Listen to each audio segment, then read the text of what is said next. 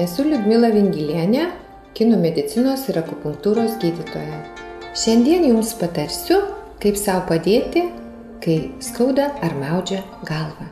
Jeigu jaučiate kaktos skausmą, savo galite pagelbėti, stimuliuodami tašką tarp nykščio ir smiliaus. Šį tašką masažuokite stipriais, ritmingais paspaudimais. Taip pat galite savo padėti, masažuodami taškus antakio pradžioje, viduryje ir virš antakio vidurio. Šiuos taškus dėmesingai masažuokite tolygiais, pulsuojančiais paspaudimais. Jeigu jaučiate skausmą smilkinio srityje, vienas iš taškų galinčių jums pagelbėti yra smilkinio viduryje. Šį tašką masažuokite stipriais, pulsuojančiais, ritmingais paspaudimais. Nepamirškite, turite galvoti, kad norite savo padėti.